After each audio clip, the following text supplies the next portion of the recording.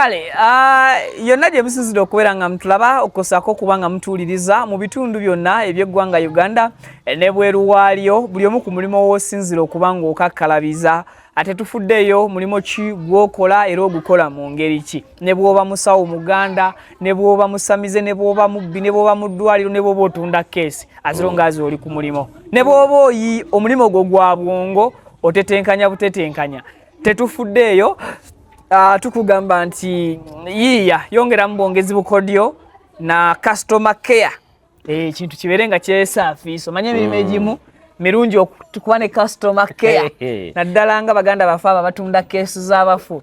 kubamu akafaananyi engeri gye bakusikirizaamu ajja kujjamu muno bulungi jjukira ojjira mu nnaku ova wali emulago n'okkirira ku bbiri ne bagamba ng'olabye nnyo bambi wafuutinga mmeka oba tugende tumupime naye muno ajja kujjamu abadde munenenene oba mutono n'olyoka ojjayo akafaananyiko abadde bw'ati mu kiseera kye nga mulamu n'olyoka eyo gye muliko nfusi sayizi ye ate baba bamanyi bufiitingi bamanyi obukugu bwe bayina ne balyoka bakusaasira bambi naye nga wedda kuba kalimi osooka okola eki bwetyo bwe tutandise nze Vicky ndine Antonio bwe mweyitira naye nga amannya ye Anthony Mugenyi wayo yonna ayagala omuteera akasente kuki ku mobile money yange tewaba tabu eno programu ndalamuko ku ya bulijjo n'olwekyo abatugoberera mu buli programu gye tubadde tulabikiramu mwebale nnyo mwebalire ddala abatulaba okuva mu Uganda kaddata kammwe ka Mireego abatulaba okuva bweru w'eggwanga mwebale nnyo mwebalire ddala tubatumiddeko yonna gye mutulabira. Let me hope ne programu eno enaavaamu ebinyuvu ko n'ebyokuyiga ebinaagatta ettofaali ku ggwanga lyaffe. Oba programu tugiwe erinnya tugituume ono bwino ku Tuesday. Baganda bafe olupapula banaatukola batya? Bajja tunoonya. Tumuleke nga buli ssaawa ono bwino tugende tunoonye eddoboozi ya Ndawusi. Tuteeremu ono bwino. Oyagala bakunoonye ebyenfuna nga byatabuka e Uganda. Kale kaakati ebimu ku bye tulina olunaku olwaleero omukulu Dr. Abedi Bwanika Honorable yavuddeyo nabanga ate obuliawo asaba ekifo kya leader of opposition obukulu n'ebitiibwa byonna eby'omukulu Joel Ssenyonyi abyegwanyiza mu kaseera kano nga palamenti etandika yasimbudde nadde okuva e Kampala olunaku olw'eggulo neeyolekera mu bitundu by'eggulu etambulire eyo mu gye bayita parliamentary seats ez'ebweru nga siza wano Uganda eyo ggulire nno liri awo likyatubobya omutwe lwaki omukulu yeegwanyiza obuyinza bwa munne ekyo kimu kyokubiri ababaka ba palamenti ab'ekibiina ki National Unity Platform abamu bajeemedde ekiragiro kya leader of opposition ne bayolekera eggulu mu ntuula zino eza palamenti y'ebweru awo nga tuvuddewo waliwo ensonga Semasonga Lieutenant General David Sejjusa avuddeyo oba avuddemu omwasi ku nsonga z'owekitiibwa Mathias Mpuuga owekitiibwa ku nsonga za miliyoni emeka 5 n'okusukka waawo wetugenda okubeera nga tutumira olunaku olwaleero kati ke wamaze okubambuulizaako tutandikire wali wennyini ku mukulu wa Abedi Bwanika. Ekya Abedi Bwanika okwagala okufuuka alope according to me tegaba mawulire bw'ogenderera ebyafaayo bya Abedi Bwanika Vicky okuviira ddala emabega Abedi Bwanika abadde aluubirira position abadde ku ludda oluvuganya gavumenti naye nga alulunkanira bifo okululunkana kye kigambo ekituufu I think nti boneka click bwe batambula oba bwe bakola emirimu gyabwe kuva mabega baliwo okuwuddisa bannayuganda kubalimbalimba nti bali ku ludda oluvuganya gavumenti naye nga bakuumirawo gavumenti. Abedi Bwanika okuvaayo n'agamba nti ayagala bamuwa obwalopu mu buli lutuula lwa palamenti olugenda okubona ebitundu ebyenjawulo eby'eggwanga ng'asinziira ku kuba nti leader of opposition yakunze ababaka ab'oludda aba opposition baleme kugenda mu ntuula ezo ye aba ateekinga ekifo kya ono n'obuvunaanyizibwa bwe. Omanyi Kyagulanyi bwe yali yakajja mu mwaka gwa 2019 we yakyakira ennyo mu palamenti yaliwo mu 2017 we yafuukira MP naye mu 2019 bwe yatandika okutekinga initiative y'okulaga abantu nti b'amaanyi okira gavumenti oba abali mu gavumenti ababafuga bangi bamulabanga omuntu anonye ebibye era bangi bagenda okumwegattako nga bamanyi nti Kyagulanyi yono omuyimbi owa bulijjo omuyimbi ordinary nga tebamulabamu kali eri ka kubeera nga tebamulabamu kali eri ka attitude of leadership nga bo bamutwalira wano era bo nga beeraba nti bebe ekitalo ng'era bo balaba buli kifo kyonna ekyawaggulu be bali fit okukibeeramu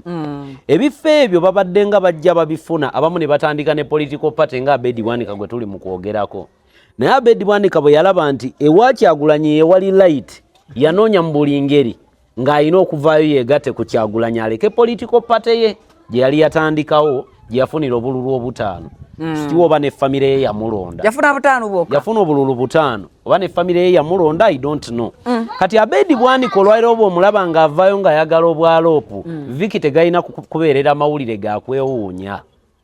kubanga kuva mabega gwe mulimu gw'abantu bano waliwo obubinja bwe babadde bajjanga babeeramu bolaba abo baaliko mu DP block bino ebintu byogedde over and over again nti nga buli bo we balaba ewali amaanyi A'udhu billahi minash shaitani rajim bismillahir rahmanir rahim alhamdulillah rabbil alamin ze ajimiti omusomi w'ekitabo era omusomi w'edduwa nkosa kyoto kino ekyoto kino kiba kitagombolola lwaliro ku kyoto kuno kunyambira abantu bange buli muntu yenna alina ekizibu kye ojja ku kyoto kino n'osula akabani nenkusabira buli alina ekizibu naddala mu abali e Bulaaya nompereza amanya nenga sula mu kyoto kino nenkusembera edduwa nenkujjako ebizibu n'ebiba bikusumbuye amabanja gabanjiza gonna gwe yalema okufuna okuweebwa ajimiti bompereze biwandiiko byonna byo bompereza ngoli e Bulaaya mbikwata nembizinga ne mwandika kapapula nembisula mu nyanja nensaba Allah gwensinza asumulule ebyo bye babikulemeredde awa visa agifuna alemedo funa omusajja omulungi amufuna sangeba ku namba 0752871515 we bagenda nenga intention yabwe ey'okwegatta kwaba abantu bakabiina akaba kayina ku maanyi baba baagala kutema ku maanyi ago ag'ebibiina ebyo babulooka ba byabufuzi oyogedde ekigambo ekituufu kubanga bulooka yayagala okutema enjuyi abo ba political broker nti bo baliwo kwonoona ebyo ebiba biriwo kati olwaleero balaba emirimu gya Lopu Joel Honorable w'ekitiibwa Joel Ssenyonyi ng'agikola ng'agoberera amateeka n'okugoberera the majority kye baagala the majority yeffe abantu ba bulijjo nti ffe twaliyagadde ki kubanga omulimu gw'omubaka wa parliament kwe kutwala ebyo ebitunyiga n'ebituluma eri akakiiko ka parliament oba parliament yonna bidibetingibweko bwe bimala okudibetingibwako bafune eddagala okubivumula bwe biba tebinnaba kufuuka bibi nnyo babigeme kakati abantu nga Abedi Bwanika bo omulimu ogwabwe omutongole gwe gw'okujaabulula bino ebiba bireeteddwa ku tebo nti bawulidde nti Lopu ataddewo omulamwa nti gwaki nti ffenna twediima obutagenda ab'opposition sina ggulu okawala entuula zino zonna ez'ebweru tuzeesambe Lopu n'ayongerako n'agamba nti mu kwediima kuno eggwanga liba ligenda gganyulwamu litya buli lutuula tubadde twonoona 3 biliyoni nga tuli Kampala kakati buli lutuula olugenda okutuulibwa wabweru w'ekibuga mu bibuga eby'enjawulo lugenda kumalawo obuwumbi 5 kijjidde mu budde nga tulina ba medical intern banoonya obuwumbi 18 tulina ekitongole kya National Water mu budde bwe bumu kibanja ekkomera lyaffe ekkulu olyeruzira obuwumbi 18 era kati wetwogerera National Water yagajjeeko dda kati njagala okubemu akafaananyi okuboyaana okuli mu kkomera eryo n'abantu bameka abali mu kkomera eyo abaliyita ne mu mutwalo babeerawo batya nga National Water egambye nti kati ffe tubajjeeko kuba mulemereddwa okusasula biru ebalemye ate nga yeeyongera kulinnya tutunuulira amasanyalaze ndi baagajja ku polisi yawa balakisi ya Unsambya nago baagajja kabawumeme baali babanja kati bwe tutunuulira abantu nga Abedi Bwanika nga batunuulira ebintu ebiri mayina ne babifuula meja ebiri meja ne babifuula mayina tumanyirawo omulimu gwabwe omutongole kubanga gwe gwabaweebwa bw'olaba ng'omulalu nga yeeyambudde aleekaana ku kkubo tekikubeerera kyewuunyo naye bw'olaba omulamu nga yeeyambudde ogamba abadde ki era weeraliikirira muno gabannaye gundi tatugwako eddalu kubanga okimanyi nti nno abakola ebyo abeeyambula abaleekaana baba baki balalu kakati n'Abedi Bwanika byali mu kkola byebyo ebijja mu kaliba ye tewali kirungi kye tulindirira mu Abedi Bwanika gwe njagala oddeko mu byafaayo bya Abedi Bwanika bwe bagamba Mpuuga nti yabba yalya Abedi Bwanika ye yamuyimirira emabega n'agamba abo baliwo okwonoona linnya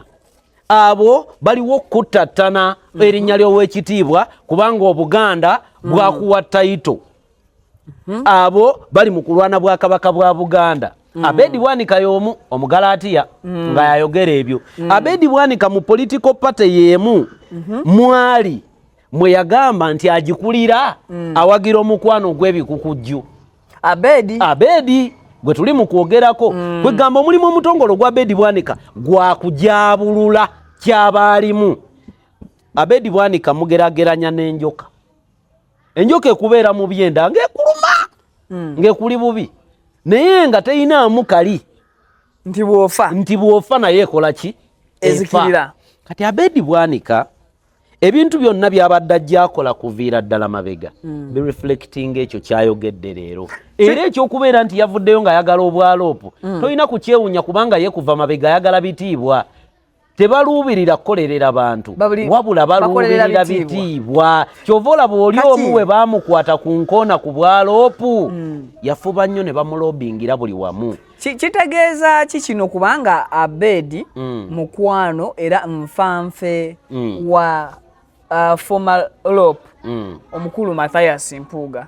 era mu Thanksgiving Mpuuga ne Abedi yomu kubakola ki kubali ba mobilizinga entuula zino gundi Thanksgiving esobola okutambula obulungi kiba kifaananyi ki nga oli mukwano gwono ono Abedi ng'ayagala entebe y'oli gwe baddira mu bigere anti kaakati gwe weerabidde ekintu kimu nina akapriyambo ke nakuwadde ku Kyagulanyi kuva 2019 abaami bano babadde batuwanga ekifaananyi nti bo be batuukiridde okubeera mu buli kifo ekinene kuva mabega era nga balaga nti be basobola bo balaga nti be balina potential ebeera mu bifo ebyo era nga balaga nti bano ba junior politician tebalina kye boogera tebalina kwogera tebali worth it tebagwana bifo naye ate n'ebitiibwa mu tebabigwana naye ate ba junior politician ne bajja bachallenginga ba senior politician ababadde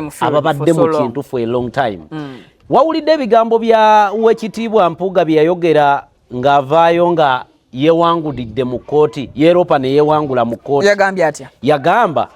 ebbanga lyonna bukyanga ava ku bwaloopu tannalaba mulimu Jowero gwakola mu paalamenti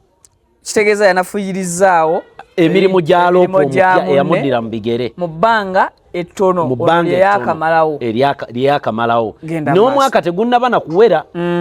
naye ye mu myaka 2 n'ekitundu gye yamala bw'okeera ku makya n'omugamba mukulu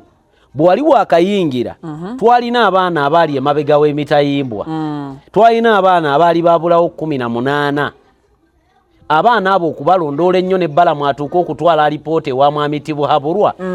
atandike n'otulimbalimba nti banaayimbulwa ebadde effort yaani ebadde ya loopu mupya gwe ebbanga lyonna liwamala mu bwaloopu wakola ki omulimu omutongole ogumanyi gwe yakolanga baatugambanga ab'e-Buddu nti omukulu mu kifo ky'okugenda ng'okutunda pate mu bantu b'e Buddu yaddanga kukuba ate Kyagulanyi akulembera pate gye yatambuliranga yegulumiriza e Buddu ye yeetende nti wa kitalo era kyovula ne bwe baali boogera bye baayogeranga yagamba ffe nga ab'e Buddu tugambye Kyagulanyi takola ki tadde eno talina kuyita mu Lwera Kyagulanyi bwe yagenda n'olyoka ondabira ng'olulimi lukyuka ne bateekateeka akabaga okupima amaanyi gaabwe balaba amaanyi gaabwe gakomawa mu Masaka region mu region eyo yokka bayimiridde batya okuteekateeka akabaga Thanksgiving akaali wali eri ne Thanksgiving baali bagendereddwamu kupima amaanyi gaabwe kupima amaanyi oba baali bagendereddamu kusiima ebyo Mukama yabatuusizza Mpuuga okujjako ng'atugamba nti yali yeebaza Mukama olw'okumuwa $5,000,000 mu lukujjukujju ku mukolo ogwo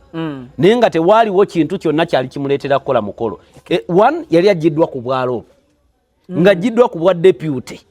mu Buganda deputy president mu Buganda ng'aggiddwa ku bwa commissioner ebitiibwa byonna nga babimwambuludde waliwo ajaganya okufiirwa ekyo tekiriiyo kakati kwegamba Mpuuga aleke kulimbalimba bantu baali bapima maanyi gaabwe mu regioni eyo eya Buddu balabe eddala bye boogera mu bigambo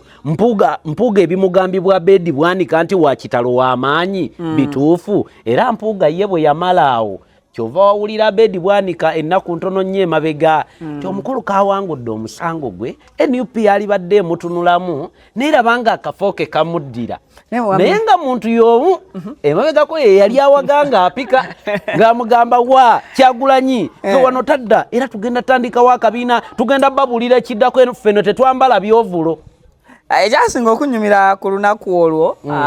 Oweekitiibwa Mathias Mpuuga nga ayogera ku nsala ya kooti bwe tulaga ku nsonga za jeno kakati yagamba nti munnamawulire yamubuuza kati kooti esazeewo era otulaze ensalawo yaayo oyina nteekateeka ki ne balino n'ab'ekibiina kya NUP abagamba nti sente zino wazifuna mbukujjukujju n'agamba nti eri ewaffe Masaka tugamba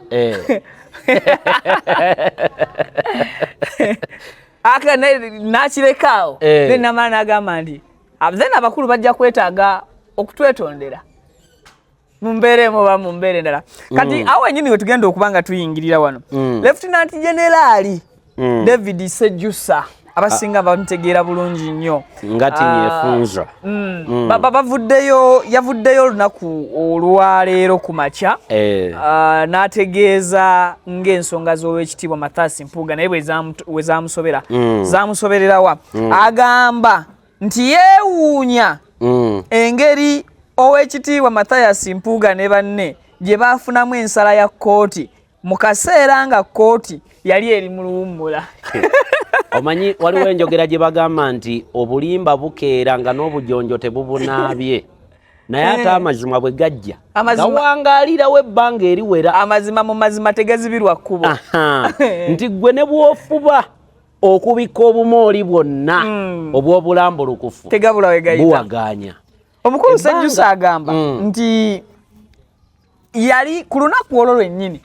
mwami Mathias Mpuuga Oweekitiibwa lwayita bannamawulire ababuulire kooti kyeva okusalawo ku lunaku lwennyini judgment ya kooti enkulu ate n'omukulu General David Sejjusa lwe yali mu kooti lwe yagenda ku kooti okubaako bye yali yeetaagayo ne bamugamba kooti yagendako mu vacation okumala akabanga kyamwewuunyisa okubanga kooti yagenda dda mu kaki mu vacation ne bamubuulira ne lweridda ate yennyini lwe yava ku kooti ate nga n'omukulu agamba kuwola kooti lwesa teri kintu kya bulabe Abaganda baalugera ne bagamba nti enkima gyekoma okuwalampa n'okwoleka obwereere bwayo Mpuuga gyakomye okwagala okwedifendinga nti teyabba gyakomye okulabikira ddala nti mubbi wanje gyakomye okwagala okubikkirira ekifaananyi nti teyabba era miliyoni 5 mbu yabifuna mu mateeka gyakomye okulaga bannayuganda nti ddala 5 teyabifuna mu mateeka waliwo adduka nga tewali amugoba tekisoboka Vicky osobola ofuna okuinsistinga mulino olya kintu kikugamba wali bawangoba noteekako Vicky bwe nkulaba ng'oyimuka mu katebe kano ng'odduka mu ngeri y'ekyebikiro ngenda kugamba ate abadde ki nga tewali yadde okutemya oba okutunula emabega nange ngenda kukugoberera nkubuuliza mu maaso nkugambira eri Vicky ate tubadde tuddukira ki n'Oweekitiibwa Mpuuga yayagala okudduka mu ky'obubbi ate buli waayagala okubuddukamu bumwenaanika tigundi totuleka mabega omanyi bumubuuliza mu maaso tudduka ki wali ofunyeko akadde n'ogendako mu nsiko nga kola ki waliwo etimpa olimanyi nnyo etimpa olimanyi nditegeera kaka kye bagamba nina mukwano gwange gambawe kana akagero nina mukwano gwange tuba twagenda eyo mu mayuuni mukwano gwange najja agenda kati bwe yagenda bwe njogera okugenda mu ntegeera yagenda sala timpa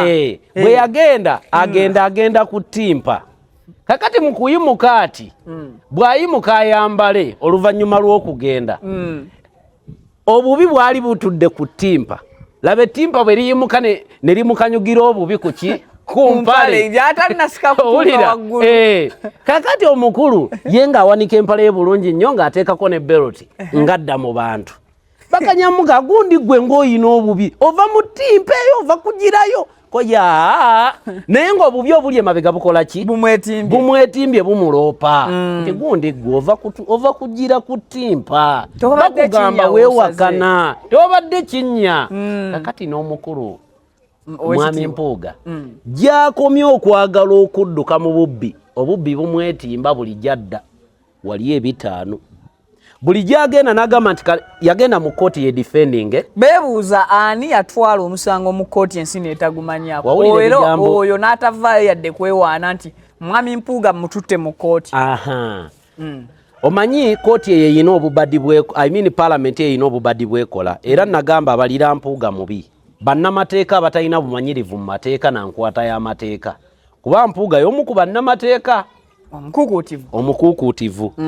kakati bw'abanga Mpuuga y'omu ku bannamateeka yali badde abalira wala kyeyabala kyekyokubeera nti motion bw'ebeera ng'eri mu kooti teyogerwako mu parliament tebagidebatingako ate emikono gyali giweddeyo era we yatuweera gundi eyo judgment ya kooti ng'emikono gyakawera nga ebula ennaku 6 motion eyo erabike ku order paper mu parliament era omukyala Amongo kye yali alinda kyekyo yeekweka entuula nnya nnambirira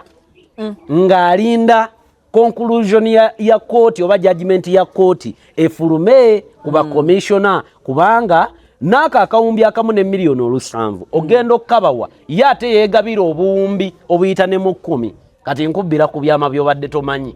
okugabira bano ba commissioner akawumbi akamu buli omu aliyeko miliyoni 5 ne 4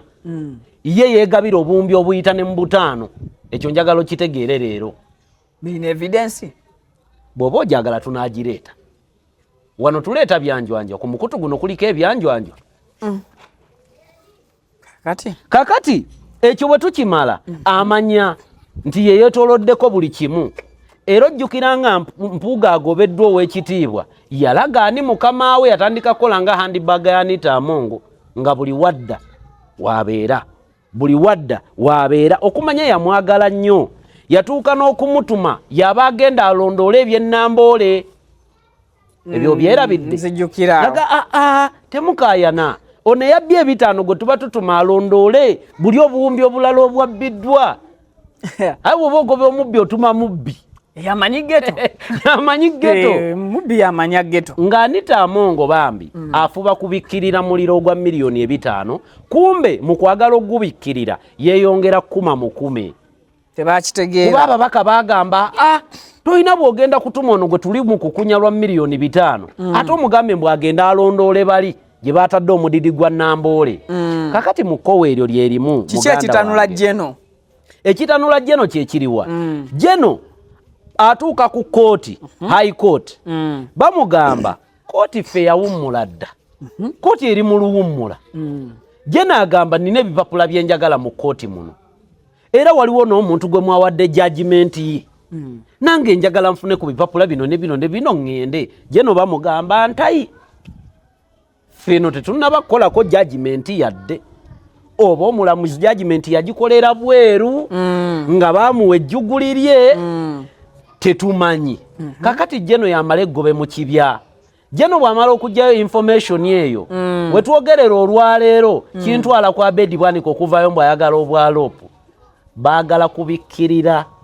kya Mpuuga okuba nti judgment y'enfu so kati banoonyawo store amawulire agabikka agana trendinga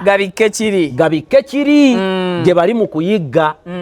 era kaakati bw'oba owulira reply ya Joel gye yabawadde gye yabawanga ababuulira ku kyobutagenda gulu yabagamba ki kye mugenda okwogera eggulu kye mubadde mutasobola kuleeta wano mu paalamenti ne kidibetingibwako. Speaker no yagambye nti kezibe kuzituuza entula za parliament kekube kuziteeka wakati mu kkubo asobolera ddala era obuyinza obwo ssemateeka abo mukwasa tuyina ennaku ng'eggwanga ekyo kyandeese mu kulowooza nti speaker byonna byakola mu parliament asalawo obusazi oba ayina komiti bwe basooka okutuula ne bakubaganya ebirowoozo ne wabaawo okuwabulagana. Parliament ye legislature. Bw'owulira ebigambo bya mwami Tibwabulwa bye yayogera e Bukeddeya bwe yagamba nti Anita Amongo mukyala mulungi nnyo kubanga afubye okugatta executive be bali akakiiko akawaggulu ne Parliament y'eggwanga. Gwe mutwego nga Vicky kikujjiramu kifaananyi ki? Anita Amongo byonna byakola ali mu ku-executinga bya mukama we Yoweri Kaguta Tibwabulwa. Nti Anita Amongo bwakeera ku makya n'agamba nti kino kye njagala kibe kekibanga kiri in favor of General Yoweri Kaguta Tibwabulwa kigenda kukolebwa era tagenda kubeera questionable. Tagenda kubeera questionable eri muntu yenna, talina muntu yenna gwagenda kuwa lipoota kubanga kiri in favor of their government. Nti byonna Anita Amongo byakola kyenva ngambye wano nti tulina ennaku ng'eggwanga Uganda. Tutya twalonda abantu abaava mu nkwero, abantu bwe baava mu nkwero gye baava entegeera yaabwe y'omu nkwero ne baagala bagireete yebeerwaningibwako eggwanga. Tewali muntu gwe ngenda kumenya kinnoomu nti oba onooba oli. Naye abantu bonna abali ku ntikko twali mu program wali omugenzi tamanyi mirundi lwe yafa. Program gye twalimu muganda waffe ng'atunnyonnyola gavumenti yeffe. Yeffe bantu gavumenti. Era nze gavumenti. Bali bakiikirira ffe. Eri just cabinet eguliza gavumenti. Kakati bwe tubanga abatukiikirira bwe bati yentegeera yaabwe ng'ebintu babiraba in a myopic way. Babirabira wano nga tebalookinga beyond nga batambulira kweno theory eya Rostow eya economic growth and development where you think of only today olw'enkya luneerabirira olw'enkya luneefaako. Kati bw'owulira ebigambo ebiva mu mukyala nga Anita Amongo ng'akugamba nti Parliament ne bwe bagamba nti etuule mu luguudo wakati nga tafuddeeyo ku muwendo ki gwanga gwe ligenda ku inkaringa kuteeka Parliament mu kifo ekyo kyayogerako ng'akulaga ng'abantu b'eggulu n'abantu b'embalala bwe bagenda ofunamu naye nga bw'omugamba bagenda funiramu wa talina bulambulukufu bwa kunnyonnyola nti waategedde emmere y'ono n'oli egenda ggulwa. Akanya kugamba aba woteeri bagenda kukola. Njagala ombuulire woteeri ki ey'eggulu okuggyako nga ya mukungu wa gavumenti egenda osulwamu memba wa Parliament eriwa? Bagenda mu buloogi buno obwaffe bwe tugendamu obw'emitwalo 2,500 kudiru butasoboka tekijja beerawo. Njagala ombuulire emmere wano gye baatowa order nti egenda kuva ku Africana. Obadde okimanyi nti Africana yegenda obafumbira emmere gye bagenda okulya ku mikolo gyabwe? Obadde okimanyi nti kebeere tent bagijje Kampala? Tent nazirabye nga bazinstalling olunaku lw'okwoseggulo. Obadde okimanyi nti ebidongo oba ebyuma kwe bagenda okwogerera tebyahayaringiddwa kuva ku kitundu okwo mu Northern Uganda. Kati njagala ombuulire okujjako okuleeta commotion n'okukanga abantu aba Northern Uganda kubanga kyoba omanya amagye gyegali kuba Parliament kegenda otuula eri amagye gali tight. Security erina okukuuma ebyokwerinda binywevu mu budde ng'ababaka ba Parliament bagenda okutuula eggulu. Naye ate mu budde gwe kennyini ng'oli mu kuyamba abantu ng'olaga footage eyali wano abaabulukukulwa ebikyafu ekiteezi. Walabayo ebimotoka bimeka ebyajja okuyamba abantu abo okumala ennaku 2? Byali bitono. Beera mulambulukufu byali bimeka bisuka 5? Byali 4 mu nnaku 2. Olunaku olwasooka byali 2. N'olwaddako ne baweereza 2. Naye oba kulaba ku footage ow'ebimotoka by'amagye aba military abali eggulu olwaleero weewuunya n'okwewuunya. Kwegamba kati waneeno nawo wanjize lwaki ababaka abamu tebagondedde Joel Ssenyonyi, leader of opposition, abanupu besides owekitiibwa Omugalatiya Abedi kubanga n'ababaka abalala abamu abanupu ab'olubatu nabo bagambye katugende. Weerabidde ekintu kimu obadde okimanyi nti omukyala Anita Amongo alina ababaka be mu Parliament be yaleeta ababe ng'ababe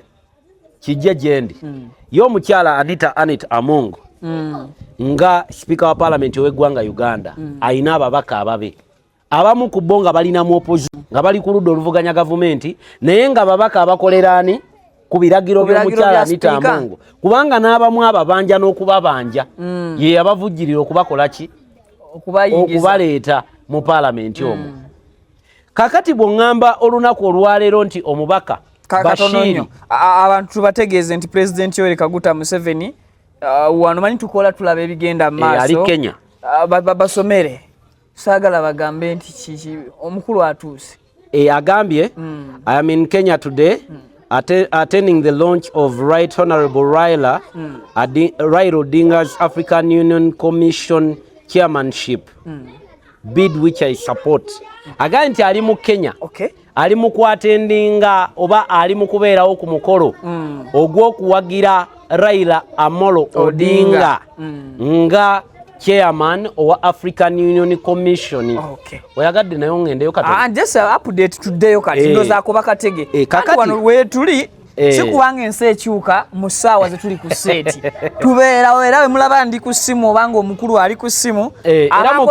era mukoweri erimu omukulu oyo ayogedde ku Babu Owino agambye nti waliwo abamulwana mu Kenya omwo awulira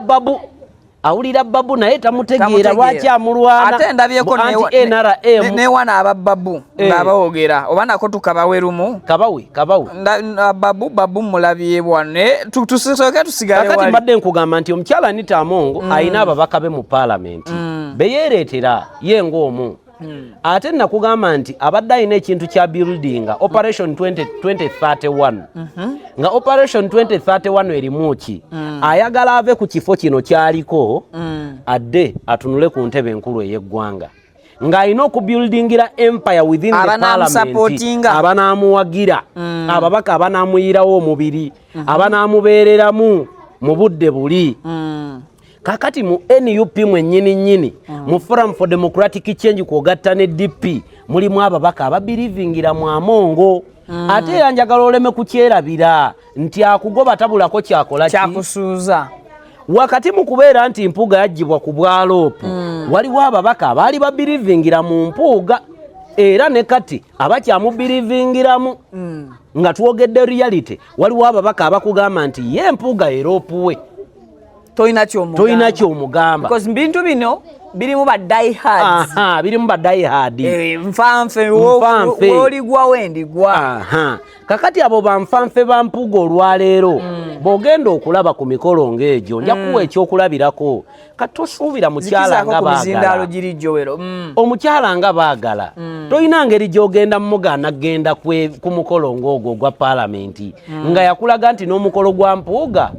ogweri ebuddu ye yali munnamawulire omutongole era ye yali abakulembera amawulire gabone buli wamu toyina bw'ogenda kuŋŋamba nti ogenda kugaana Bashiri owe Kawempe okugenda Bashiri toyina bw'ogenda mugaana kugenda abo bonna babaka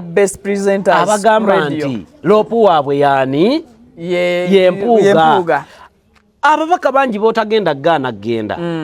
waliwo n'abagamba nti Joero Junior mu kintu kino nga balina obujja wulira kankumalireyo waliyo abalina obujja ne bagamba katugambako tutya nga kakajja mu kintu fe abaludde wano kyagala otugamba ffe tetutegeera abaludde mu kintu kino waliwo abakola kye bakola olwaleero nga bagenda gye bagenda lwa bandwagon effect ng'agamba mubaka munnange oweegindi kagenzi nange kaŋŋende waliwo abagenda nga bagamba ŋŋenda ku lwa mpuuga aleme kuyiwa buyinja waliwo abagamba ŋŋenda ku lwa Anita Among kuba Anita Among yampola looni nga nfuuka MP waliwo abagenda nga bakolera ddala gavumenti naye nga bali ku ludda oluvuganya ki gavumenti ng'agamba bakama bange banaategeera batya oba banaawulira batya nga bawulidde nti ndi omu ku abo abeediimye olw'okuba ngoberera ebigambo bya Joero kaŋŋende ebinaddirira n'abiraba oluvannyuma kyobola waliwo omubaka ow'Ekawempe oba ye Kasibante I think ye yagamba nti yo baba mu makadi bagimumme tagenda gendera ku buli ntoli ya buli muntu ne baalabanga bajjuniya b'embwa abagoberere olw'okubeera nti bagamba eby'abantu bye baagala bagenderako so siba senior bibalowooza ya waliwo abagenda olwakanyoomonyomo nagajjowera ngamba kaatyo naye akajja wano abadde munnamawulire wali ajje wano ambulire mbu nneme okugenda waliwo abakikola olwekyo therefore ababaka abo abali mu kugenda gwe omuntu ali eyandaba bw'oba olabyeyo omubakawo ng'alabye nga kiri wathi okwonoona 5 billion kubanga bagenda beegatte ekyo kyo baatugambirawo bagenda beeyagalireko mu mawoteeri g'eggulu omukyala yakyogera mukyala yatugamba tulina okugenda eggulu tweyagalireko ennaku 3 gyowera aba afiiriddwa kingaloopu ennaku 3 aba avuddeko ki omubaka bwe yatugamba kakati mweyagale kuba twategeera nti ne mu paalamenti ekimu ku by'obugagga ekiggwawo amangu bwe bupiira bugali mpitawa kakati mukama mulungi nti ate baabaleetedde eddagala eriri preventive emyezi ebiri either you go for an injection oba omire empeke oba waliwo engeri endala akaweta kabakyala kati mugenda kwegatta nga teri abakuba ku mukono oba paalamenti mugifuula kifo kya kwegatta mwegatte mukole bye mukola naye ffe tubalinda okwegatta gemaanyi naye ffe tubalinda mukadde kali era abantu abatulaba linda omubaka w'ekitundu kyo omugambe bwe wagenda gye wagenda watufunirayo ki waliwo oluguudo lwewaffe lwonna olukoleddwa waliwo eddwaliro lyewaffe eriteekeddwamu ebitanda banyumirwa nnyo zikola mu kaseera nga kampeyini bazitongozza nalabye olwaffe balutakula nalwawa wano kati oluguudo lw'ekiteezi we twagenderayo olwokuba waliwo abakungu bangi abadde bayitaayitangayo enjega eno olwagwawo ne bayisako kigureda emmotoka z'abakulu abaasooka ndooza zaakosebwa so ne basalawo bakolewo era kigureda naye kyakola mu ngeri ya gadibengalye so kati kiteezi ndowooza abantu baawo okuva wano emperero ennammere bafunako kooba oliawo ku buweerero naye era bafa akafuufu kale engeri gye mbadde mwagala okukubirira abakulu bayitewo tusaba mwalitaddewo kakoolansi akali simple enfuufu yaawe ekoleki era mugambe n'abakasasiro ba wano naddala abalondalonda obucupa basikeesikemukko bave mu nammere ayawuke bulungi n'ekiteezi kaakati Dioro Ssenyonyi nga leader of opposition ali active today. Kiki kino iwaje kimuleka because yali former gwe yaddira Mbigere gwe yali genze ne yeebuuzaako ensonga wezikola ki wezitambula mbadde nyina office emu gye ngenzeemu olwaleero n'abantu abamu nga obuyinza bwakyusa omanyi aba RCS ne ba RDC b'ebitundu abasinga babakyusakyusizaamu abantu jabbaga ndi mulwadde kwe kugira kuno bakigumire kati offices ezimu ozihanding over eri abo abapya ababeera bampoitingiddwa balina okuba nga basooka okubriefingibwa then ne bamala ne babakwasa offices omuki mu butongole nga Joel Ssenyonyi leader of opposition yali active yafuna briefing okuva ewa gani Mpuuga Matthias tetulowooza nti kiina engeri gye kimukosa n'ekifaananyi kye kitusiigira nga ffe nti Joel Ssenyonyi ni keesi nga waliwo ebimuzitoyeeko ng'oli yali abiyiseemu kimuwa hard time okugenda okwebuuza ku mukulu ate ng'omukulu alaga ekifo bakimuggyamu nga akyakiinamu interest y'amaanyi tubaddeko ne baloopu bangi suubira nti Mpuuga yekka yabaddeko leader of opposition mu parliament Joel tekirina we kimu affectingira lwaki Joel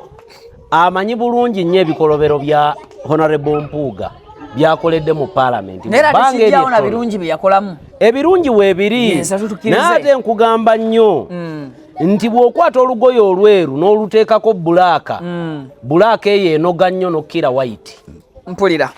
nti kyangu nnyo okukola ebirungi ebingi ekibi kimu ne kibikka ebirungi byonna Mpuuga alina ebirungi bye yakola ekyo tukyacknowledging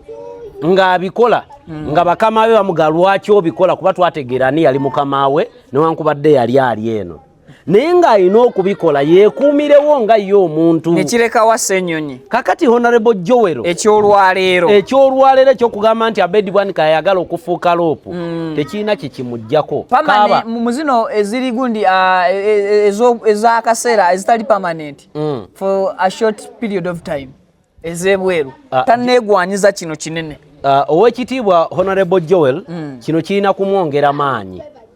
n'amanya nti wakutte talina kuta. Okay. N'amanya nti ebiruma abantu bano bye byokubeera nti ye akola. Tubadde ne ba leader of opposition bangi. Gwe njagala ombuulire Abedi Bwanika lwaki ekyaloopu Jowero kyayagadde nga teyayagala kyaloopu Mpuuga. Okay. Njagala nakyo kikube mutto okyo ogambe naye lwaki Jowero gwe balumba. By then Mpuuga we yabeerera Lope tewaaliwo parliamentary seats zino eziri eza regions. Kino kiriwo ku mulembe gwono. Njagala okubuulira ebigambo bino era okitegeere. Ebintu bino byali mu pipeline era Mpuuga abimanyiiko. Okimanyi bulungi nti Lope tatuulangako ku commission bukyanga afuuka Lope ono Honorable Joel Sanyonyi. Era yakyeyogerera agamba nti tafunangako opportunity etuula ku kakiiko ka komishoni ate nga ye komishona omukulu nga balala bonna tebannajja alina okuba kakiiko ako. Naye ne bino byonna ebyokutwala paalamenti mu bitundu ebyenjawulo eby'eggwanga naye kennyini akulaga abadde tabimanyiiko. Abyewuunya byewuunya nga bijja ku floor ya paalamenti naga ate bino mwabyogerako ddi. Kaakati Lope kino kimwongera maanyi mu bantu tuli ku budde neŋŋamba kino kyongera Jowero maanyi mu bantu nti n'omuntu abadde tamubirivingiramu ng'abadde amukubamu ebituli nti oba Lope yandibanga naye bagenda mugulirira. Lope yandibanga naye ajja tuuka time akolagane ne gavumenti omuntu oyo yeeyongera guma ndi omu ku baguma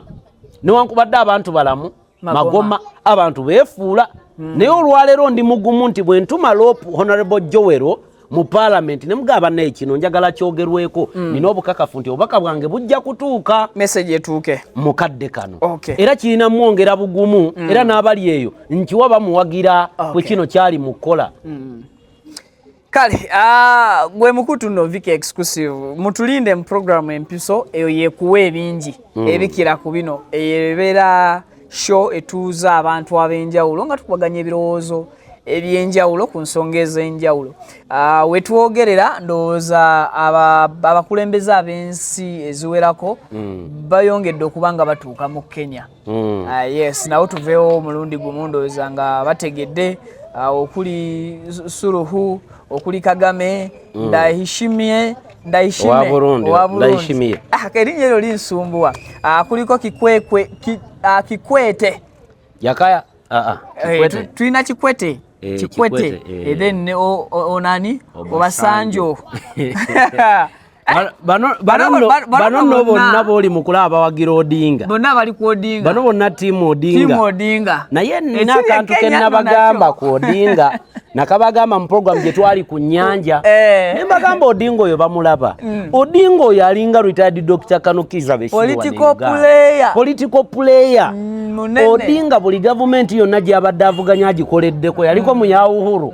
n'agikolera emyaka 10. Kakati neya William Ruto yali omu ku baali emabega wa maandamano. Maandamano yaliwo mu mwaka oguwedde mu November October. Raila Odinga yagikulembera ng'abantu bakanyamuyimirira mugomba baba tugende nga baba buli wategeka olwokuna lwa maandamano ng'abantu bamugamba twagala genda kugundi kamakulu ag'eggwanga ng'abagamba Wallan. Kumbe baba alina ebirubirirwa ebibye era ekintu ekyo by the way kyatandikira wano ku faamu ya Mwami Tibwaburwa ku faamu ye Lwakitula. Baba Raila Amolo Odinga yajja ne William Ruto era bwe baamala meeting eyo nga William Ruto agamba nti ye mwetefutefu naye okuwagira Raila Amolo Odinga okubeera nga ye African Union Commission chairman. Naye Abanakenya nabo bayige. Tujja kutuula tujja bafunira emizindalo gyeka gyeyongedde obungi side eri. So baweza ba presidents 10 mu kiseera kino abakatuuka mu ggwanga lya Kenya. Updates okuva side zeyo namwe mujja kubanga muzifuna bulungi nnyo era buterevu. Omukutu Viki exclusive tukuwa updates mu buli kanyomero konna era ensonga n'obanga ozifunira ddala bulungi okuva ku source. Ndi ne Anthony Mugenyi. Ago gakola ompeereza ssente za mobile money nebo tutaba kwago tumuyita buyisi Antonio. Tuli proudly powered by somero baliyita Brain Train Infant and Primary School mu abazadde kaseera kano tuli mu luwummula nesooka owubeyo oluyi lw'ekigere wali eri ekinaawa kisangibwa waneeno nga wakava Nateete okwatako ku kinnakawuka katono nnyo ojja kuba osobola okulaba akatundu akamanyiddwa nga kinaawa then okube ku namba y'essimu eyo gyolaba ku screen yo oyogere n'abakulu b'essomero bakusalireko bursaries 50 ze twagaba abana ntwala omukisa okutegeeza nti wasigaddewo bursaries 38 mwebale nnyo mwebalire ddala okujjumbira so 38 ezisigaddewo nazo mujje registaringa abaana bammwe muzitwale balina boarding ebisulo birungi era bya mulembe sawa yonna tuteekateeka okugendayo then n'abadde balina entambula emmotoka ekola ki ezikima abaana so mu mbeera eyo tugende tutuwandiise abaana baffe ensonga ezijja kuba zitambulira ddala bulungi nnyo nasale na primary oba secondary tumunoonyeza essomero eddala mu mbeera eyo Hajimiti mulombi wa ddwa alina ebizibu ebyenjawulo osobola okuba nga omukubirako wabula ekyenjawulo ku nkola ze abantu abasinga muferebwa mu bantu abasoma eddwa lwa nsonga egi mwe buli kizibu kye mulina mulowooza buli musomi wa ddwa kikolako gwe n'ogenda n'ogamba mbu bankolere bandomere ddwa ne banfera kumbe ekizibu kye watwalayo omusajja ekyamazima yali bwaguuga nga kinene manyi abantu basingana ebizibu ebyo ne batakitegeera so enkola entuufu yeeriwa kuba essimu eyo onnyonnyole ekizibu kyo akugambe nti ekyo nkikola ki nja kumalako bw'onaagenda ng'oli shuwa omusajja yakugamba ekizibu akikolako kitegeeza ojja kufuna ki ojja kufuna obujjanjabi naye bw'onaamalaga paala ogenda ogwemba ntu olyoka obagambe nti ate jjajja wange yaliwo ensiriba y'egindi n'egindi ojja wunzika nga otomedde akasente bakalye mukimanye nti bangi banoonya nsimbi bangi banoonya ensimbi mu mbeera ya patriotism akamwoyo gw'eggwanga nga mwekali so Hajimiti mukubire ku namba y'essimu omubuulire ebizibu ayina ebizibu ebimu byatakolako ng'era ajja kuba open akugambe nti kino sikikolako akugambe noonyezaako awalala paka lw'olizuula omuntu omutuufu so nno kale byebyo ndowooza byonna tubibagambye biweddeyo olina kyoyagala okubasiibuza anti kaakati njagala kufundikirira na ku kya paalamenti okugenda ozeeyo wa paalamenti njagala kufundikirira ku ekyo omukulu wamukubiddeko Samuel Zinga nakuwa enkola y'akazindaalo tannaba kujimpa naye kampitewo ne buno bumpimpi bannayuganda njagala mukitegeere nti paalamenti ne bwenaatuula mu bitundu byonna eby'eggwanga ne bwe bagamba tuula kabuga ku kabuga tawuni ku tawuni nga tebatunuulidde biki biruma bannayuganda nangeri ki gye bagenda bikolamu oba kubikkakkanya oba kubimalawo bamala bya mbulago batuule mu building ya wano eri wano by the way Vicky I didn't tell you tuina parliamentary building yatandikibwa emyaka 2 emabega ebiri giri etaano no from 2019 kuva 2019 batandika parliamentary building badde ndaba wana akafaananyi parliamentary building naguno gwakateggwanga omukulu Lutamaguzi yagamba yali ku mpewo za BBS yayogera akagamba akasinga okunyumira buli wempitaawo parliamentary avenue nzijukira nnyo oba buli wembeeraawo ku Serena nzijukira akagambo ka Lutamaguzi nga ali ku BBS akajjadde kumakya zaali ssaawa 3 basayimo baakasiibula omukulu najja n'agamba nti paalamenti erina akakodyo ke yatukola buli lunaku tuyitaawo nga tugenda okgenda mu paalamenti n'oluusi we tupaakinga ffe ng'ababaka naye buli lunaku tuwulira ennyondo ezikola ki ezikoona naye ennyondo ezikoona twagenda okukola research tukinoonyereze ng'abakulu abakwata contract y'okuzimba paalamenti eyo empya bafunayo obusajja obu bumpi bufuna n'akatebe buli nnyeko bukoone nga buwulidde waliwo apaaki nga bulinda buli lutula lwa paalamenti buli lunaku naye nga buwulidde baani abayitawo okumpi n'ekizimbe oba baani abapaakinze okumpi n'ekiki kati bubeera bukoona to kati gwokanya kugamba naye emirimu nga giriyo gikwajja emirimu gikwajja kumbe tewali mirimu kyekimu n'eddwaliro ly'e Lubowa eryo ddyo twalita baaliggala nekikwewuunyisa okumanya ng'abantu bano battima era tebalina bulumi eri ggwanga okimanyi nti buli mwaka bawa Sudiru Lupaleria obuwumbi obutakka wansi kale pulogulaamu twagigadde mukama wange ebyo tubisange n'ebirala bingi babisange mu mpiso eya wiiki eno ku lunaku olwokutaano kale ubeere bulungi mbaagala nnyo Ntoniyo Gegange mweraba